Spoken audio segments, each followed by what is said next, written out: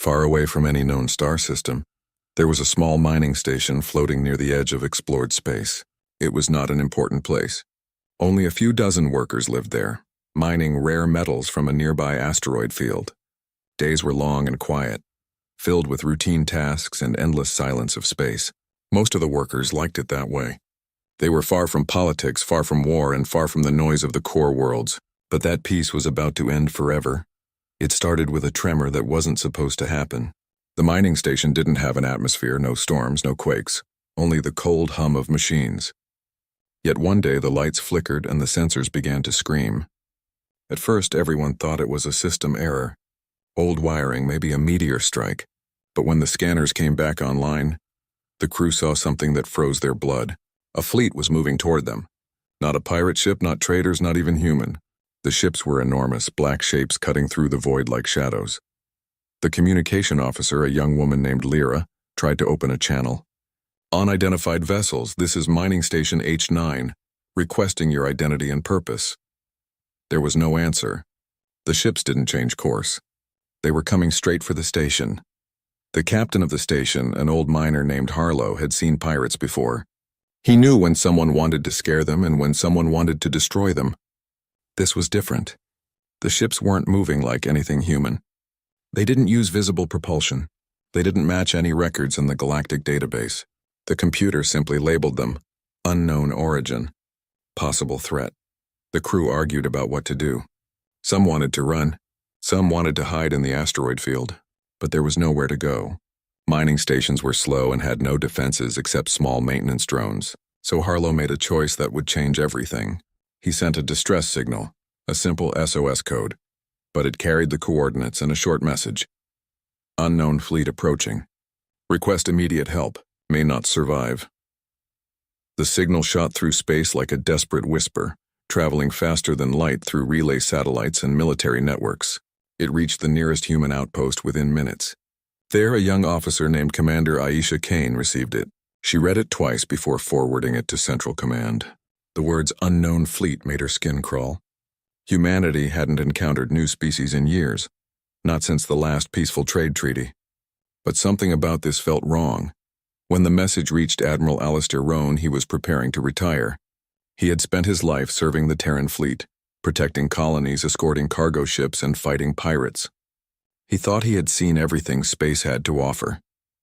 Yet as he read the distress signal, a familiar feeling returned. The cold electric rush of uncertainty. Without hesitation, he ordered a response fleet to be assembled. It wasn't a large fleet. Most ships were too far away, and Central Command didn't want to risk too many resources for a single mining station. But Rohn didn't care. He believed every life mattered, whether on a crowded city world or a lonely mining rock. Within hours, 7 ships were ready, a mix of destroyers, medical carriers, and supply vessels. It wasn't much, but it was enough to answer a call for help. As the fleet jumped into hyperspace, Rohn stood at the command deck of his flagship, Horizon's Spear, staring at the stars stretching into blue light. He remembered a saying from his academy days, "Humanity does not abandon its own." He whispered it again like a promise. Days passed in transit, but unease grew among the crew. The deeper they went into the frontier, the stranger the readings became. Navigation sensors glitched. Energy waves flickered across empty space. It felt like the universe itself was holding its breath. Then just as they exited hyperspace near the coordinates, they saw what was left of mining station H9. The station was gone. Only twisted metal floated in orbit, pieces of the main structure spinning slowly like ghosts. No power, no life signs. The crew stood in silence. For a long moment, no one spoke. Then the scanner officer said softly, "Admiral, I'm detecting faint signals." Survivors. Hope returned, thin and fragile. Rescue teams were sent immediately. They found a few escape pods drifting near an asteroid belt. Inside, only 6 people were alive, injured, half-frozen, and terrified beyond reason. One of them was Lyra, the communication officer who had sent the SOS. When she saw the human rescue team, she cried like a child. Back on the Horizon's Spear, Lyra told her story. The fleet that attacked wasn't like anything human or alien they had seen before. The ships had moved without sound or heat. They used weapons that melted metal and silence that crushed the mind. They didn't come to steal or destroy, she said, her voice shaking. They came for something. Something inside the station. Admiral Roan listened carefully. He knew fear could twist memories, but her details were too precise to ignore. What did they take? He asked. Lyra hesitated. I don't know. But before the attack, a research team from Central had arrived. They brought sealed containers. We weren't allowed to know what was inside. Roan frowned. It wasn't unusual for secret projects to use remote stations, but why here, so far from home? And why did this unknown fleet strike so specifically? He ordered all ship logs and cargo records to be recovered from the debris. While the technicians worked, the medical team examined the survivors. They showed signs of radiation exposure, but also something stranger, traces of biological residue not known to any cataloged species. The ship's doctor said it was almost like the survivors had been touched by something that shouldn't exist in normal space. That night, Roan stood alone in his quarters, staring at the holographic image of the destroyed station. The silence of space outside the viewport felt heavy, like it was watching him. He thought about the thousands of worlds humanity had colonized, the countless risks they had taken. Every step forward came with danger, but this felt different. This felt ancient. When morning came, the technician brought him fragments of data recovered from the station's mainframe.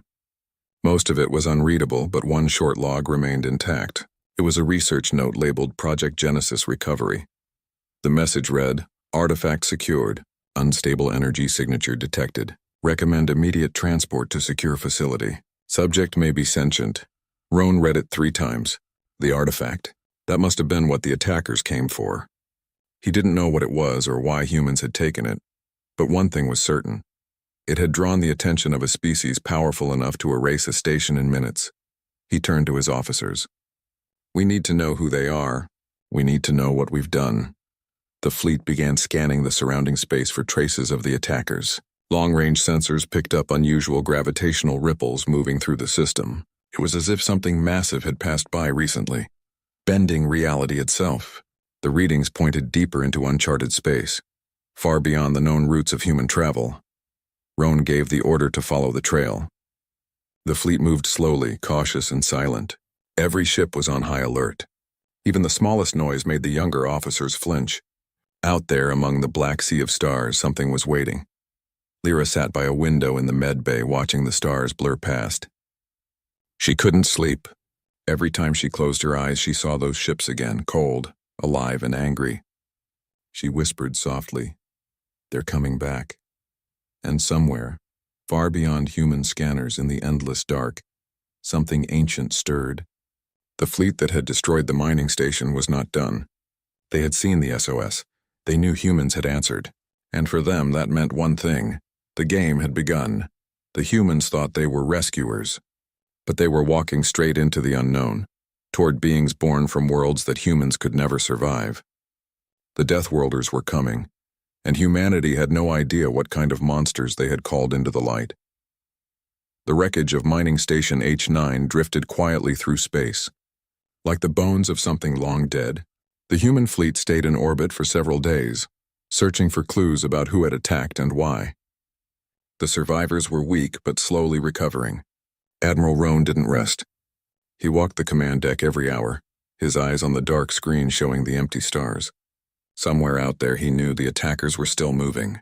He could feel it in his bones, the kind of silence that meant danger was not gone, only waiting. The Horizon Spear, the flagship of the rescue fleet, became the investigation center. Engineers pieced together broken data drives, doctors examined the survivors, and scouts scanned deep space for any sign of life. Every discovery raised more questions. The attackers had not destroyed everything randomly. Their weapons had hit precise targets, labs, storage rooms, and power cores. It looked like they had come for something specific. Lyra, the communication officer who survived, spent hours talking to investigators. She remembered flashes, the sound of metal tearing, the strange blue light that passed through walls, and the shadowy ships surrounding them like predators. They didn't move like machines, she told them. It was like they were alive. Her words made people uneasy. Ships that felt alive. It sounded impossible. But after what they had seen, no one dared to call her wrong.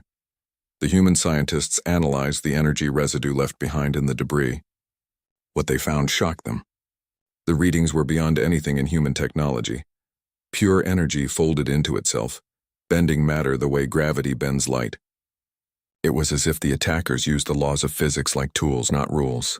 The chief scientist whispered, "Whoever did this isn't just advanced. They've mastered creation itself."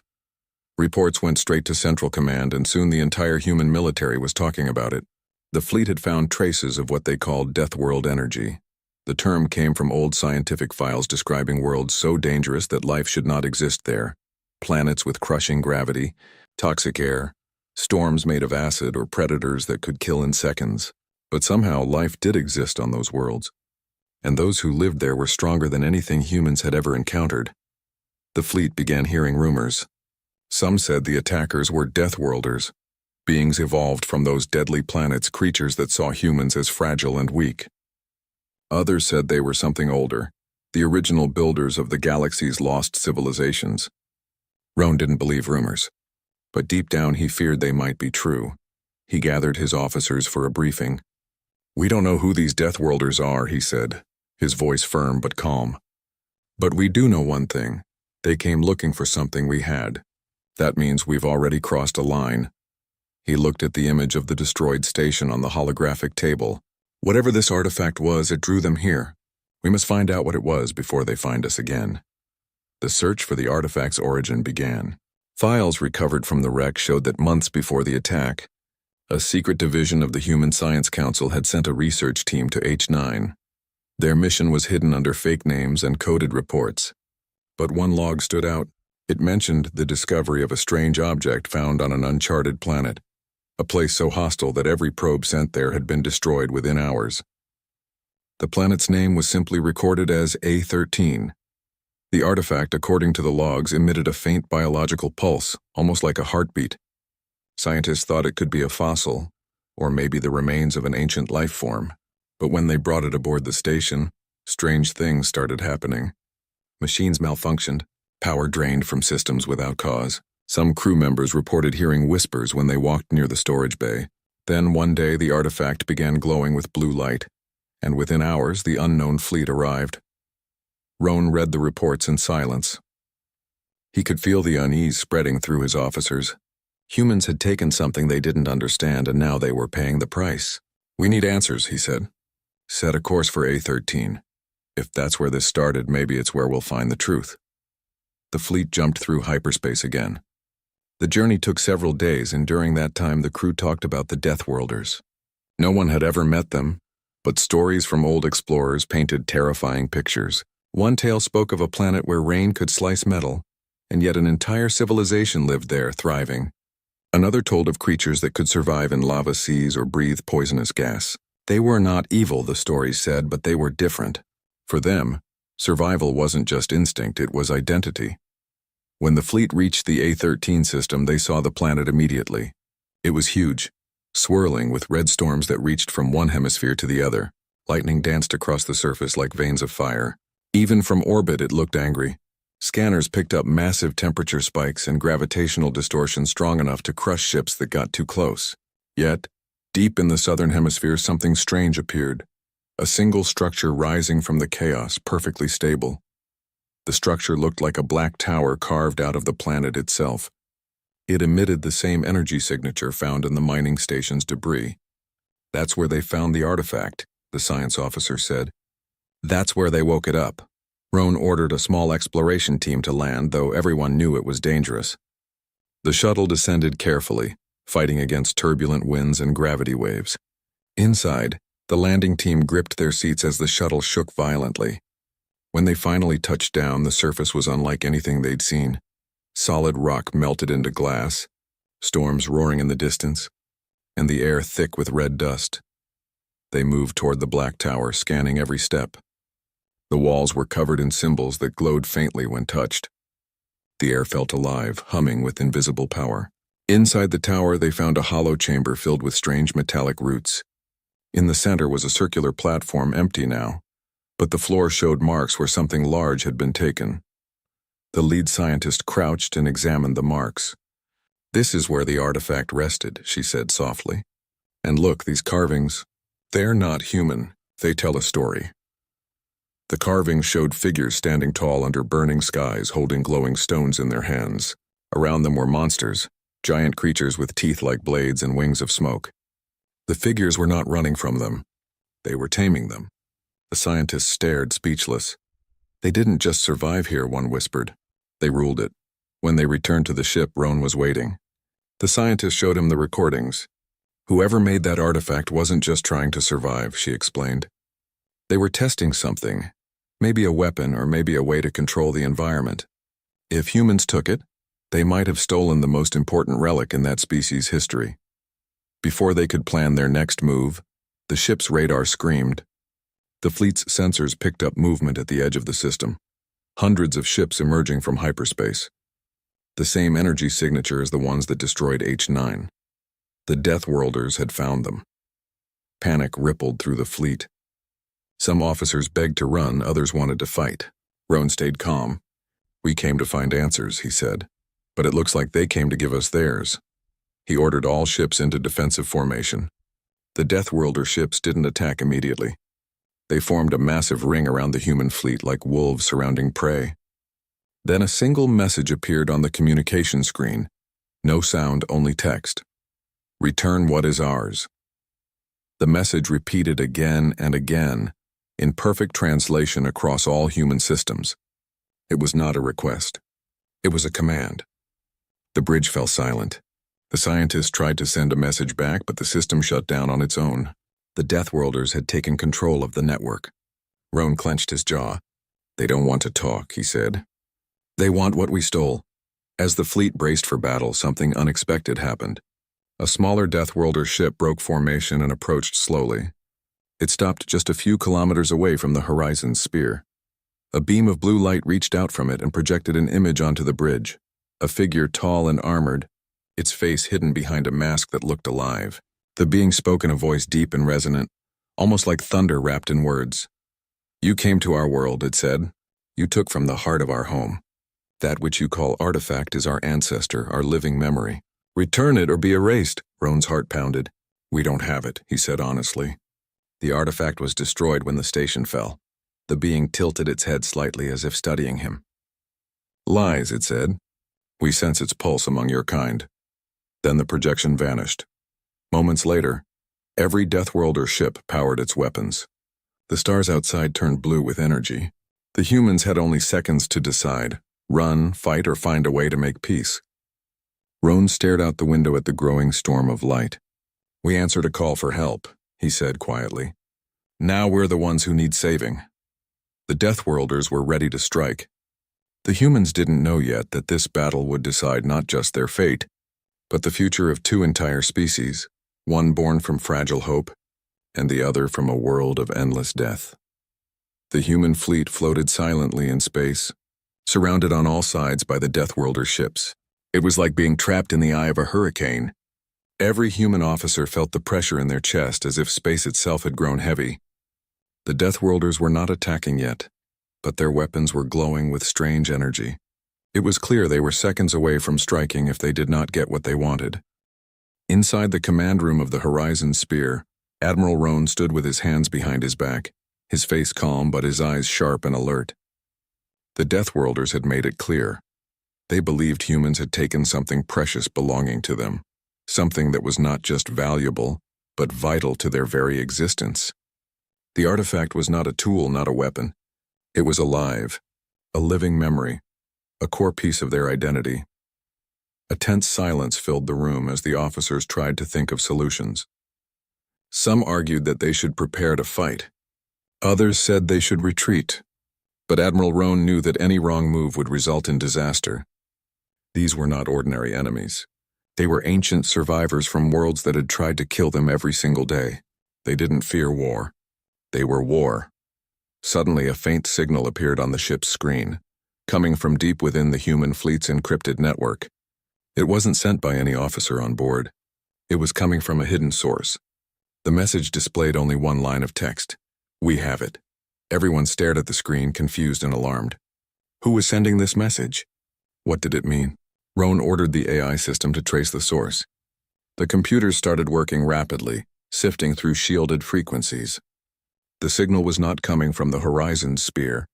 It was coming from another human ship in the fleet, the medical carrier named Promise of Dawn, which had taken in survivors from the mining station. The revelation spread quickly through the command room like a shockwave. Lyra, the communication officer who had survived the station attack, gasped as memories flashed in her mind. She remembered one of the scientists from the mining station, a quiet man named Dr. Arvin, who had insisted on keeping a sealed crate with him during evacuation. She thought it was medical equipment, but what if it wasn't? Roan didn't waste a second. He ordered a secured channel to the Promise of Dawn. The captain of the ship, a calm and disciplined officer named Captain Mira Solis, appeared on screen. Roan asked her directly if any classified objects were transported aboard without authorization. She hesitated, and that hesitation was enough. "Bring the crate to the main deck immediately," Roan commanded. Minutes later, on the Promise of Dawn, a security team entered one of the cargo rooms. There, behind a sealed force field, sat a black container pulsing with blue light. Dr. Arvin stood in front of it, his face pale but strangely determined. When the soldiers approached, he raised his hand slowly. "You don't understand," he said in a low voice. "This is not just their relic. It's a key. A seed of worlds. If we return it, we lose the future." The soldiers ignored him and took the crate. As they carried it toward the transport shuttle, the blue light grew brighter as if the artifact was awakening. Across space, the Deathworlder ships began to hum with energy. It was as if they could sense the artifact's heartbeat returning. Admiral Roan watched the crate arrive on the flagship. He stood alone in the docking bay as the doors opened. The artifact, now visible through the transparent container, looked like a swirling crystal heart. It pulsed slowly like a living being. Every pulse sent a vibration through the air, a silent echo that touched the mind rather than the ears. As Roan approached it, a strange sensation washed over him. In his mind, he heard whispers, not threatening but ancient and sorrowful. Images flashed in his thoughts. Flaming skies, oceans turning to stone, giant beasts roaring as they fought against nature itself. And he saw beings standing tall, facing all of it with courage. He understood then the Deathworlders were not monsters.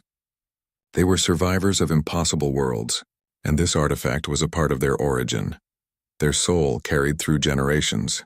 Suddenly, Dr. Arvin broke free from custody and ran into the docking bay. He shouted, "Don't give it to them. Humanity needs it more than they do. With this, we can control the forces of nature, terraform entire planets, survive any disaster." Roan turned to face him.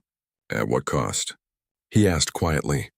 "We stole what was not ours, and now they stand at our gates demanding justice." Dr. Arvin's eyes were wild. "We didn't steal it. We discovered it. If they wanted it protected, they shouldn't have buried it on a dead planet." Those words echoed in the silent bay. Lyra, who had also entered, shook her head. "No," she said softly, her voice trembling. "They didn't hide it. They left it there to grow. It was alive, and we ripped it from its home." Dr. Arvin's face changed from anger to despair. "You don't understand," he whispered. "This artifact is connected to something vast. If we give it back, we may never get another chance like this. Humanity will remain weak." Admiral Roan stepped forward. The room grew still. "Strength," he said, "is not about stealing power. It is about choosing what is right even when it is hard." Outside the ship, the Deathworlders were growing restless. Energy waves rippled through space, shaking the hulls of the human vessels. The artifact pulsed faster, responding to the call of its people. Roan ordered the container to be moved to the central communication chamber. Once placed on the platform, he sent a signal to the Deathworlder fleet. A beam of light connected the Horizon Spear to the largest Deathworlder ship. A figure appeared again, the same tall being in living armor. Its eyes glowed faintly behind the mask. Roan took a breath and spoke. "We did not know what we had taken," he said. "But we know now. We return this to you, not as surrender, but as a gesture of respect." The Deathworlder figure was silent for a long moment. Then it reached out its armored hand through the projection. The crystal artifact responded, floating upward out of the container. Slowly, it passed through the energy beam and vanished, transported instantly to the Deathworlder ship. The human officers waited, barely breathing. Would this end the threat or begin something worse? For a moment, nothing happened. Then the energy signatures on the Deathworlder ships began to fade. Their weapons powered down, The crushing presence that had filled the humans' minds began to lift, but before anyone could relax, the Deathworlder leader spoke once more. "You have returned what is ours," the being said, "but the balance has been broken. Your kind has touched the memory of worlds older than your stars. The path you walk now cannot be undone." Roan felt a chill. "What path?" he asked. The Deathworlder's mask shifted, and for the first time it sounded almost like admiration. "The path of those who see the universe as it truly is. Not peaceful, not fair, but alive, and watching." Then the projection vanished. The Deathworlder fleet withdrew silently, disappearing into folds of space that human sensors could not follow. The stars returned to stillness. The humans had survived, but something had changed. Roan turned to his officers. "This was not the end," he said quietly. "This was the beginning. We have been noticed." On the lower decks, Dr. Arvin sat in silence, staring at the empty chamber where the artifact once rested. His dream of human advancement had slipped through his fingers. But deep down, even he knew the truth. Had they kept the relic, humanity would have faced total destruction. Lyra stood by a window, watching the stars shimmer. She placed her hand on the glass and whispered, "They came for what was theirs. But they also came to warn us. Something bigger is coming. And far beyond the human fleet, in the deepest shadows of space, the Deathworlders prepared, not for war, but for something far greater, something they knew was inevitable, now that humanity had touched the heart of their beginning. The Deathworlders had not arrived as conquerors, they had arrived as witnesses to the awakening of a new age, and humanity had just taken its first step into a universe, far more dangerous and wondrous than it had ever imagined. The human fleet floated in silence, after the Deathworlders disappeared into the darkness of space. For a while nobody spoke. The stars looked calm again, but everyone on board the ships could still feel the echo of what had just happened. It was like the universe had shifted, leaving behind a strange emptiness that felt heavier than fear. Admiral Roan stood on the command deck, his hands resting on the railing, staring into the void. The artifact was gone, returned to its rightful owners, but he knew this wasn't over. The days that followed were filled with tension. Central Command demanded reports, scientists demanded answers, and politicians demanded someone to blame. News of the Deathworlders spread across human space like wildfire. Some people saw them as monsters, others as gods. The truth was harder to explain. They were survivors born from worlds so deadly that everything else seemed fragile compared to them. Humanity had touched their history, and now both species were connected by a single act: the theft and return of the artifact. Inside the fleet, arguments grew louder. Captain Mira Solis believed returning the artifact was the right thing to do, but others disagreed. Dr. Arvin, now under observation, refused to stay silent. He claimed that Roan had made a terrible mistake. "Do you understand what we gave up?" he shouted during one of the briefings. "That artifact was the key to evolving our species. We could have used its power to rebuild dying worlds, to make Earth green again, and you gave it away because of fear." Roan looked at him calmly. "We didn't give it away," he said. "We returned what we never owned. Power that doesn't belong to us will always destroy us in the end." But Arvin wasn't alone. Some officers secretly agreed with him. They whispered that humans had shown weakness. Others argued that morality had no place in survival. The fleet had already suffered heavy losses. They couldn't afford to act like saints in a galaxy full of predators. Then one night, alarms blared through the ships again. Roan rushed to the command deck as red lights flashed across the ceiling. "Multiple energy signatures detected." The radar officer shouted, "Unknown fleet entering the system." Everyone froze. Were the Deathworlders back? The answer came seconds later. The ships that appeared weren't Deathworlders. They were human, part of a military faction known as the Iron Division. Their leader, Admiral Garen Holt, appeared on the main screen. His sharp gray uniform and cold eyes told Roan everything he needed to know before he even spoke. "You had no authorization to hand over alien technology," Holt said, his voice sharp like a blade. "That artifact could have advanced humanity by centuries. Command wants it recovered, and they've sent me to make sure that happens." Roan stared at him. "You're too late," he said quietly. "It's gone. Return to the Deathworlders." Holt's expression hardened. "Then we'll get it back." Before Roan could reply, Holt ended the transmission. Moments later, his fleet began powering up their weapons and scanning for the Deathworlders' trail. Roan realized what they were planning. Holt wanted to track down the Deathworlders, steal the artifact again, and turn it into a weapon. Roan slammed his fist on the console. They'll start a war we can't win. He knew what had to be done. He ordered his ships to block Holt's pursuit. It was madness, human against human, but Roan couldn't let them provoke the Deathworlders again. The fleet split in two, the void between them charged with tension. For hours, the two admirals argued across encrypted channels. Holt accused Roan of cowardice, of kneeling before alien threats. Roan accused Holt of arrogance and blindness. You think strength is about domination, Roan said, but true strength is knowing when to stop fighting. When words failed, weapons spoke. Laser fire lit the darkness as the two fleets clashed near a red dwarf star. The battle wasn't large compared to galactic wars, but its meaning was enormous. It was a fight for the soul of humanity itself. On one side were those who believed survival required conquest. On the other, those who believed survival required understanding. Inside the chaos, Lyra worked frantically at the communication console.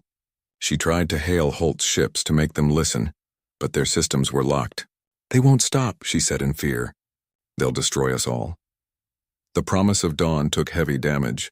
Flames erupted in its engine bay and escape pods launched into space. Admiral Roan refused to retreat. He stood firm, even as his flagship trembled under enemy fire. Hold the line, he ordered. We're not fighting them, we're buying time to stop this madness. Then, without warning, space itself began to twist. Every radar system glitched. Gravitational waves rippled through the ships, knocking people to the floor. The battle froze as both fleets turned their sensors outward. From the shadows of deep space, a massive ship appeared, 10 times larger than any human vessel. Its hull looked alive, breathing faintly like the surface of a sleeping creature. It was a Deathworlder dreadship. The Deathworlders had returned. The fighting stopped instantly. Both human fleets, enemies just seconds ago, were now united in terror. The dreadship hovered silently between them, emitting no weapons fire, but its presence alone made the stars around it flicker. Then a voice filled every ship simultaneously, not through speakers but directly inside their minds. You were warned. The Deathworlder leader's voice echoed like thunder in their skulls. You took what was ours. You returned it. But now you fight among yourselves, seeking it again. You prove what we feared. You are children with the power to burn worlds. Roan stepped forward and spoke aloud, knowing somehow they could hear him. We didn't start this fight, he said. We tried to stop it, the voice answered, cold and sorrowful. Then prove it. Before anyone could react, a beam of light shot out from the dreadship and struck Holt's flagship. It didn't explode, it froze. The entire ship became encased in crystal-like energy, suspended in time. Every person aboard was alive but motionless, trapped in a state between moments. The Deathworlders could have destroyed them easily, but instead they had chosen to warn. Roan lowered his head. Enough, he said. We've seen your power. We understand. The dreadship pulsed once more, and the voice spoke again, softer this time.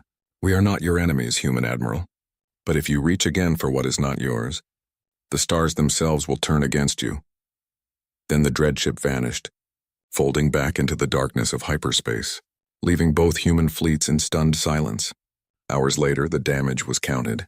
Dozens of lives were lost, but the worst of the war had been prevented. Holt's frozen ship was towed back to a secure orbit.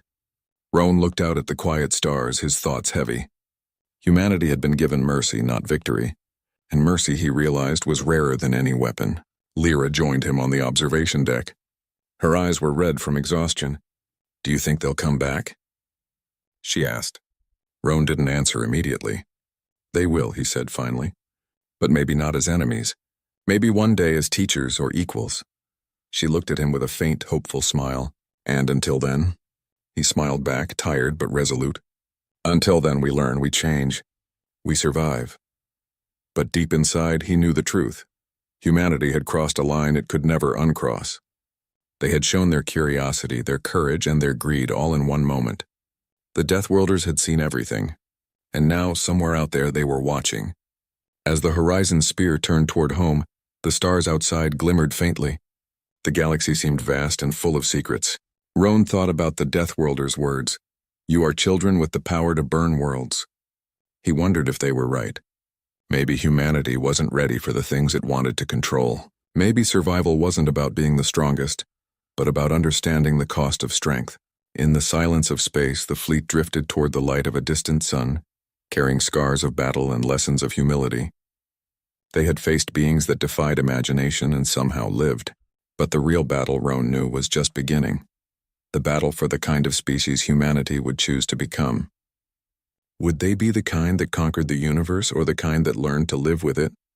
Only time would tell. The journey back to human space was long and quiet, but it was not peaceful. Every person aboard the ships felt changed after what had happened.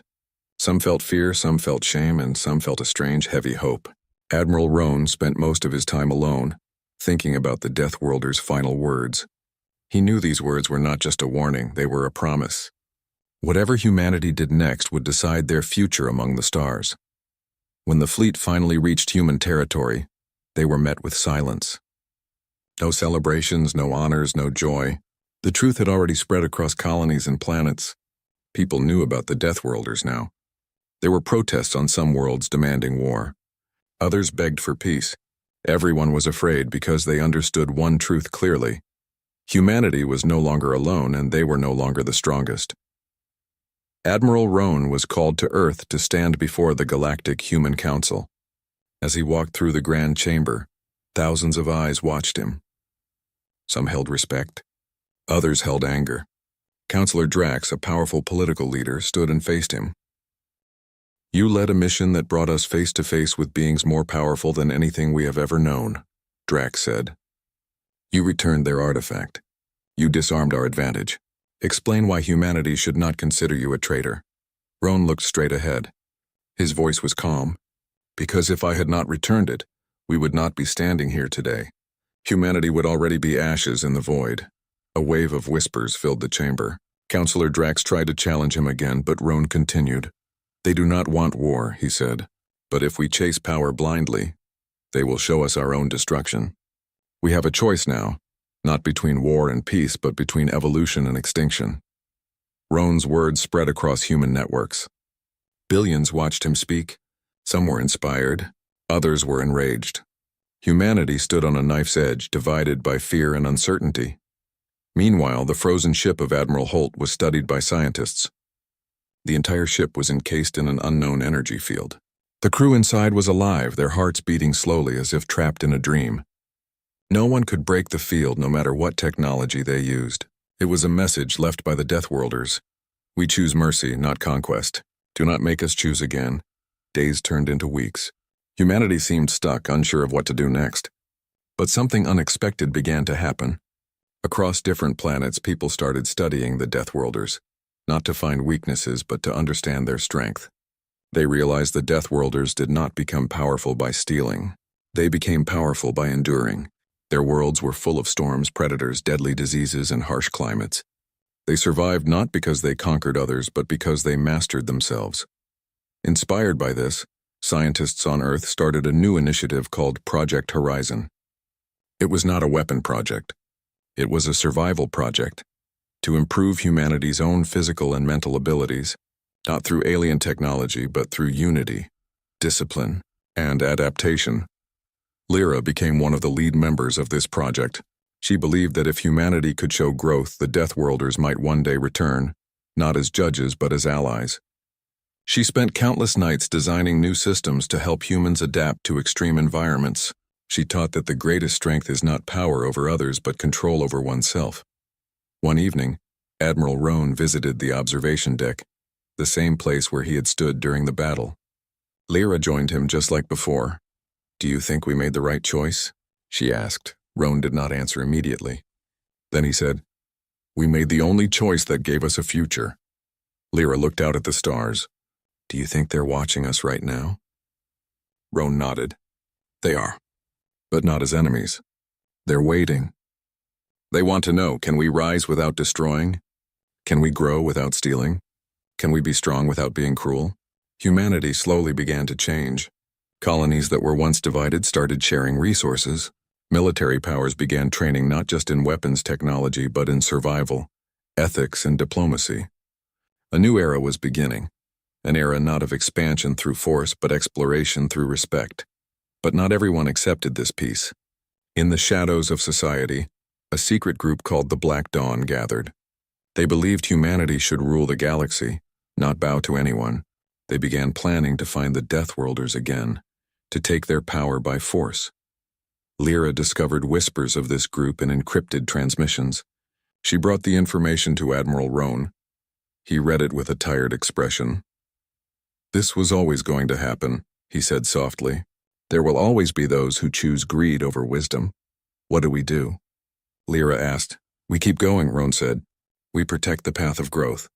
We prepare for both peace and war, because the Deathworlders will return, and when they do, we must be ready to show them that humanity has learned." Months passed. Humanity began sending peaceful signals into deep space. Not messages of conquest, but messages of understanding.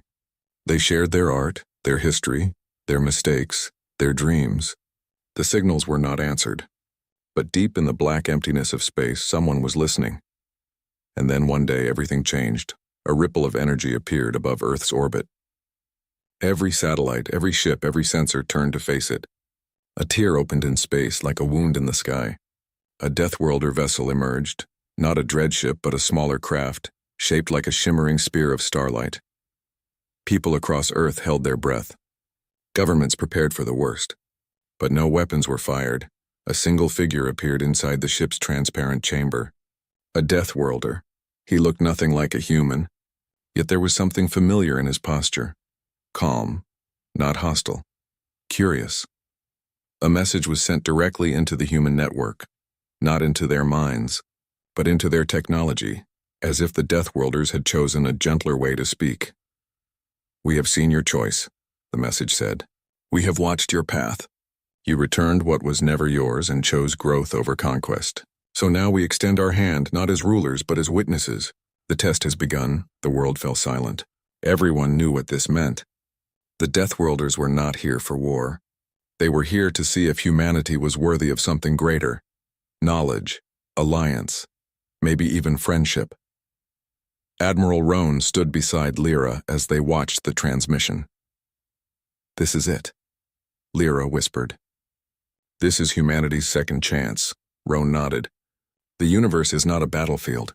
It is a proving ground, and today we begin proving ourselves." The Deathworlder ship opened a radiant portal, showing visions of unknown galaxies, worlds of fire and ice, stars being born, ancient civilizations rising and falling. It was an invitation, not to take, but to learn. All over Earth, people felt something awaken inside them. Not fear, but wonder. Humanity was no longer standing at the edge of the universe as outsiders. They were being called forward as students of the cosmos. And so, the human fleet prepared once again, not for war, but for a journey into the greatest mystery of all, the truth of the universe and the truth of themselves. As the first human ship entered the portal alongside the Deathworlder vessel, Admiral Roan whispered words only Lyra could hear. "We were children with the power to burn worlds, but now we have the chance to become something more." The stars shimmered ahead, endless and full of possibility. The journey had just begun.